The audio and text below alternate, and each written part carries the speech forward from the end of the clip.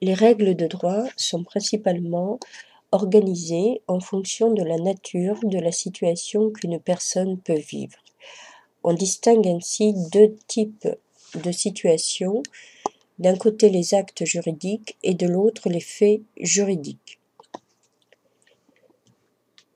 S'agissant des actes juridiques, ceux-ci sont toujours recherchés par les personnes et les effets de droit qu'ils peuvent produire sont également recherchés par les personnes.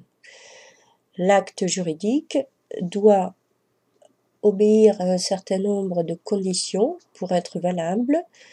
À défaut de la réunion de ces conditions de validité, l'acte juridique ne peut exister et doit être annulé.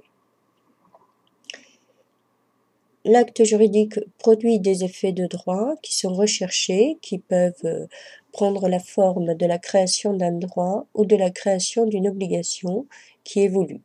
Par exemple, dans le contrat de travail, le salarié choisit d'obéir à l'employeur et d'effectuer le travail demandé. En contrepartie, il a droit à une rémunération.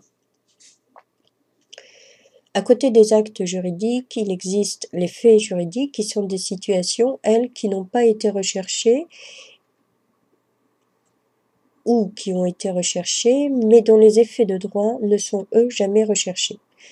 Il y a la situation particulière du décès d'une personne, qui peut être volontaire ou involontaire, et qui produit des effets de droit liés notamment à la transmission de certains droits aux héritiers. Mais la plus grande partie des faits juridiques est constituée de délits civils et quasi-délits civils qui ont pour point commun de causer un préjudice à une personne et de créer un effet de droit particulier au profit de la victime qui est le droit à réparation.